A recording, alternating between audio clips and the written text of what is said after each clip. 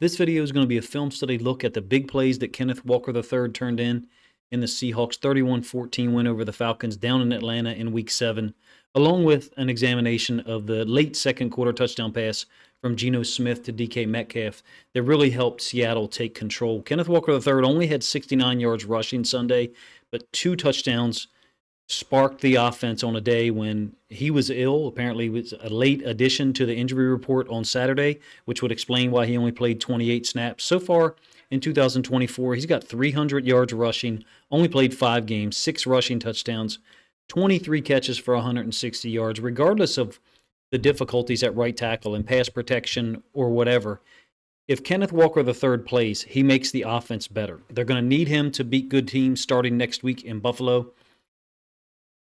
His first touchdown against Atlanta reminds me of this touchdown. My apologies. Reminds me of this touchdown against Atlanta is because the ball is on the left hash. Now, we're looking at it from the reverse, but from a Seahawks perspective, this is the left side, the boundary side of the field. Right side for them is obviously over here. Taking advantage of Kenneth Walker's burst, his acceleration, ability to make people miss or break tackles, in fact, in the context of this video, to denigrate or talk about anyone that it probably is being miscast in terms of how many snaps they're being asked to play, regardless of who's playing right tackle, until they get their offensive line healthy. But Walker's speed to be able to carry things to the field, I think there's some subtle genius here in some of the play to the touchdown that I actually want to mention a little bit. So if you don't know, Seattle got out to a 10-0 lead courtesy of this 20-yard touchdown by Walker. It's not the same concept as that one I just showed you, but the ball was on the left hash. The ball was on the 20-yard line. It was on the 21 on that play that I showed you, the touchdown run against Detroit, and it takes advantage of his speed in the same manner. Also, when you watch his touchdowns in this game, in his long speed at the end of this particular run, why do I like this? So it's trips to the boundary, DK to the field. So kind of forcing Atlanta to hold that field side safety in a high alignment, number one. Number two, out of 11 personnel, forcing the nickel to line up down here to the trips. So once Kenneth Walker gets through the first level of the defense, there's really only one guy to beat, and it's the field side inside linebacker, and he chooses wrong. And when we get to the end zone angle, I'll kind of break it down a little bit. You got the right tackle stepping to the defensive end or edge defender. Right guard taking on that inside linebacker. Backside inside linebacker is just too slow to climb over the top. I think it's number 53. We'll give you the end zone angle so you can kind of see what I'm talking about. These two guys here, he's going to come downhill and get to the outside of the guard initially.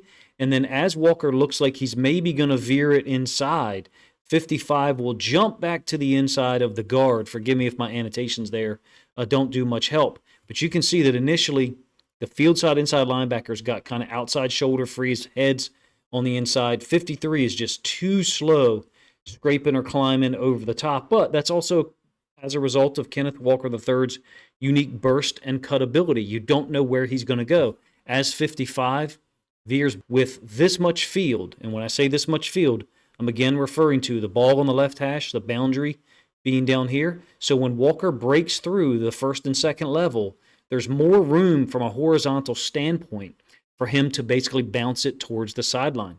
Putting trips into the boundary is something they did often on Sunday. I've watched the offensive film. I haven't really watched the defensive film other than Boye Mafe's sack and this one.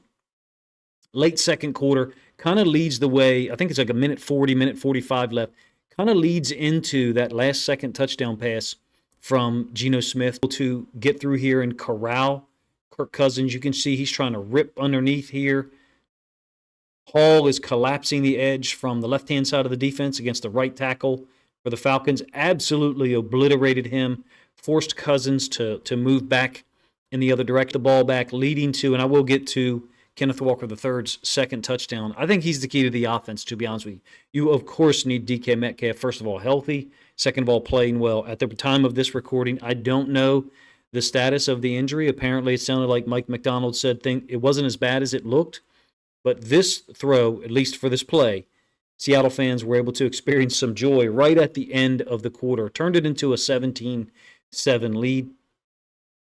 Leaving the tight end in to help here, obviously, on the edge defender to the boundary there, right?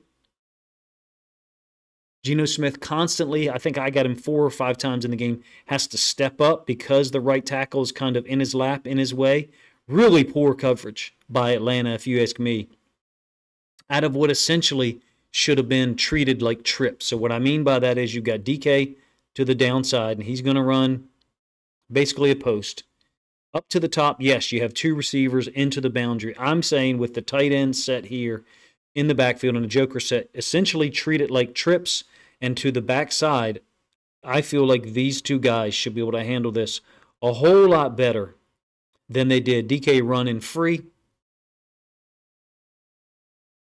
Essentially man on the weak side, inside linebacker on the running back. And that just opens up the middle of the field because 53 playing Mike linebacker here, kind of hedged over to the, I'm calling it the trip side, the boundary, top side of our screen, right-hand side of Seattle's offense. Geno knew where he was going with the football as soon as he saw that, in my opinion. We'll let the end zone angle flow through one more time, then we'll look at Kenneth Walker III, second touchdown on a wheel route.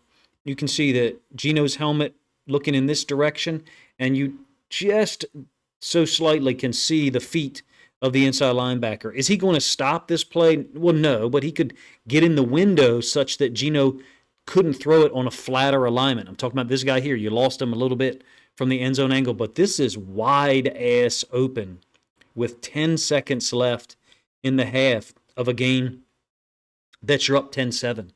Or from a Falcons perspective, you're down 10-7. Really unconscionable defense, if you ask me, but credit to Geno Smith for, I mean, at this point, how many times has he had to either step up or escape the pocket to the right because of pressure coming from that side? It's happened often. Again, I'm not here to denigrate those guys. It's just reality. Moving forward here, this is after Atlanta has closed to 17-14. We're now late third quarter, I believe about 3.5 minutes left. This is a 1st and 10, by the way. And Walker to the backside of trips with DK. I love that alignment, meaning DK set as the backside X, which he generally is, and then Walker to that side, potentially getting him a one-on-one with an inside linebacker or an edge defender who's peeling out. You can see that once again, Geno had to navigate an edge defender, outside linebacker being in his face. I think it's Ebiketie, but I could be wrong.